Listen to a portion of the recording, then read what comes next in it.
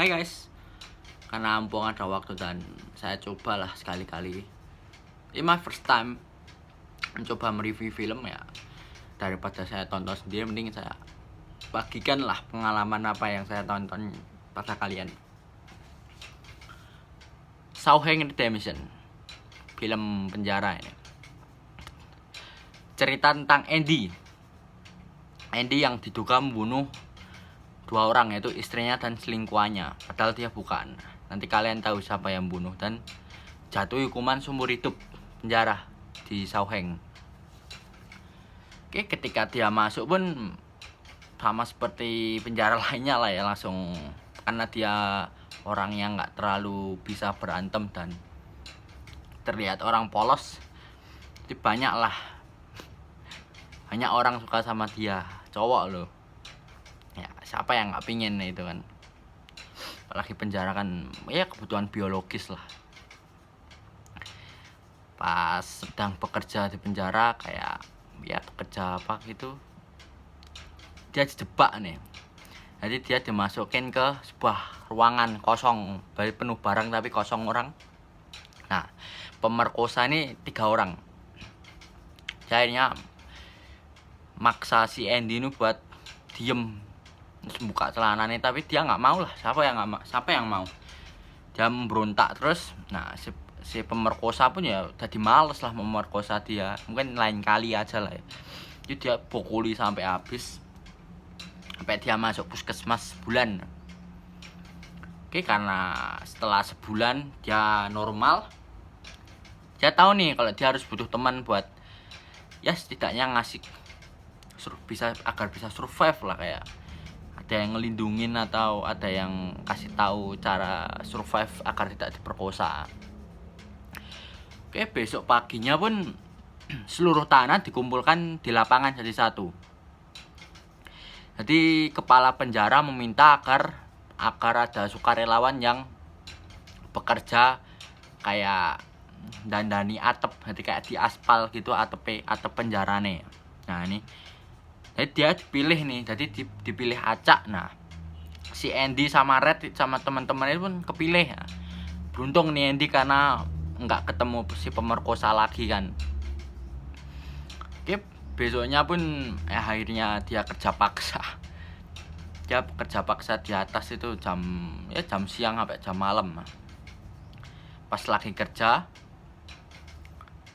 kepala sipir pun bercerita sama teman-teman sipir lainnya kalau saudarinya meninggal dan jadi kayak ada uang pesangon lah. Nah, dia curhat kalau ini uang nih bakal dipotong nih pajaknya, jadi dia udah males ngurus kemana-mana. Nanti kayak dikasih $35.000 tapi cuma dapat $10.000 mungkin. Ya seperti itu. Terus si Andy ini tahu nih kalau dia tuh bisa buka hati si kepala sipir itu buat dia. Dia ngasih tahu kalau bisa kok nggak kena pajak uangnya itu, dengan satu syarat. Selama dia kerja sama temannya itu seminggu ya, setiap hari selalu diberi, dia dan 7 temannya itu diberi bir, selalu dibeli bir. Nah ya akhirnya dikasih lah bir itu setiap hari, dan ya akhirnya dia dapat uangnya tanpa kena pajak. Red sama temennya pun respect lah sama Andy karena wah, ini orang masih mikirin kita nih buat kerja kayak gini, nggak cuma dirinya sendiri kan. Nah, besoknya kepala sipir itu kan cerita kalau wah, ini ada bangkir nih, bagus nih orangnya buat cerita kepala penjara kalau wah, ini bisa nih jadi sekretarismu buat korupsi, jadi buat manipulasi data. Jadi setiap malam gitu kan dia menulis data pengeluaran apa-apa dan diberi ke sipir. Kayak nggak tahu, itu kayak data lah. Nah, terus Andy pun dipaksa kan ya, kalau nggak mau ya bakal taruh di isolasi lah. Tapi ya udahlah, kerja juga nggak apa-apa, dengan satu syarat. Dia membuka perpustakaan penjara. orang baik gitu. Jadi dia membangun perpustakaan. Sebelumnya ada perpustakaan cuma karena tahanan juga udah males karena bukunya itu aja. Dia minta tambahan buku dan memperbaiki kayak di kuliah, kayak di kampus lah perpustakaannya. Dia ada meja, kursi banyak. Kayak kepala penjara pun ya udah nggak apa, kecil kok, nggak gede. Singkat cerita, ada tahanan baru nih. Saya lupa namanya, tapi mungkin saya kasih nama Arnold ya.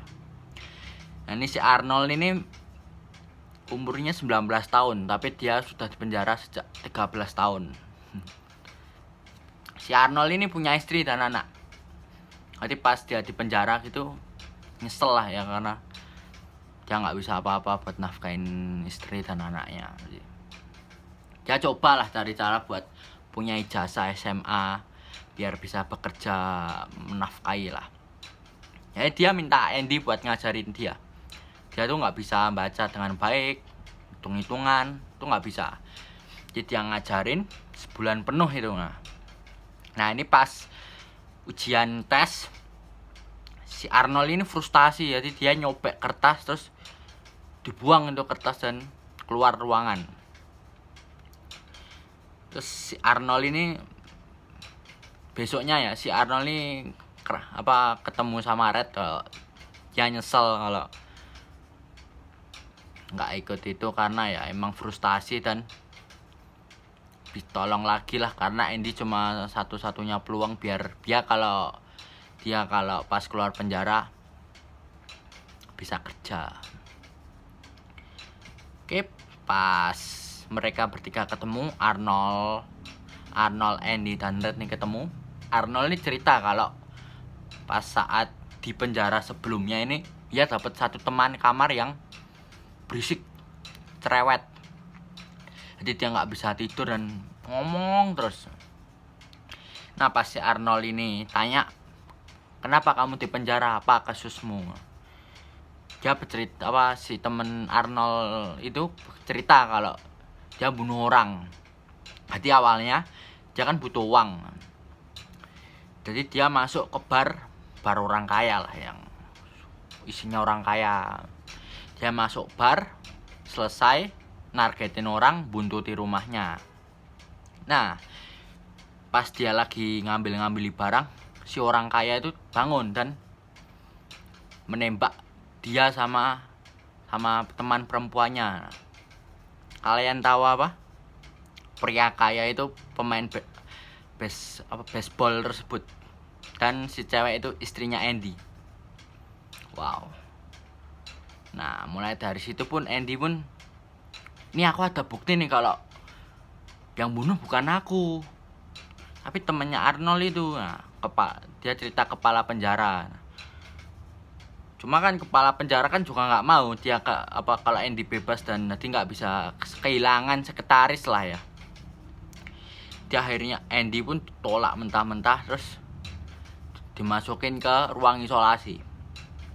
Nah besoknya si Arnold itu disuruh menemui kepala penjara. Dia cerita kalau, apakah kamu benar temanmu itu melakukan pembunuhan tersebut? Arnold pun ngomong, iya saya berjanji kepada Tuhan kalau itu benar. Ya, Arnold pun dibunuh, ditembak 4 kali sama sipir penjara suruhannya kepala penjara tersebut. Biar menghilangkan bukti agar Andy tidak bisa bebas. Jadi dia pingin bisnis penipuannya itu selalu berjalan dengan Andy. Nah ketika di ruang isolasi kan dia udah stres, udah nggak ada harapan hidup. Dia mulai stres, dia keluar ruang isolasi, cerita, ngomong-ngomongan sama Red kalau dia tuh frustasi banget, pengen bunuh diri. Dia cerita nih berandai-andai kalau, wah aku kalau bebas itu aku pengen ke kota terpencil di daerah Meksiko, saya lupa namanya.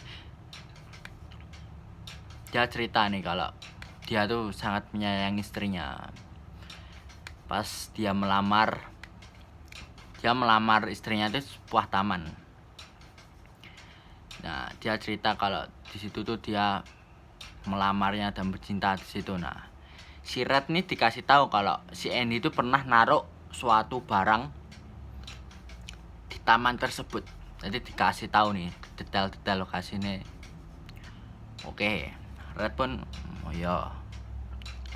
Nah, pas mau masuk ke ruangan lagi, temannya Red nih cerita kalau Andy ini minta tali sama temennya, tali lah. Nah, si Red pun wah curiga lah. Orang dia habis ceritain kalau dia tuh frustasi dan sekarang minta tali. Wah, siapa yang nggak curiga coba? Wah, nih Andy nih mau bunuh diri nih kayaknya. Oke, semalaman tuh Red nggak bisa tidur karena mikirin sahabatnya yang mau bunuh diri ya. Oke, pagi pun sudah tiba, semua pintu penjara dibuka dan semua orang harus berada di depan. Nah, Red nih ngeliat kamarnya Andy tuh nggak keluar Andy, kosong. Kepala sipir sama sipir pun datang, dia kaget. Kenapa? Nah, Andy udah nggak ada di situ, menghilang, bukan bunuh diri. Nah, si Red ini dicurigai karena kemarin setelah keluar dari ruang isolasi kan dia cerita nih. Nah, ini Red nih mesti tahu nih dia kemana. Red kan nggak tahu, dia nggak ngomong apa-apa sama Red. Pas lagi kepala penjara frustasi gitu karena sekretaris kesayangannya hilang,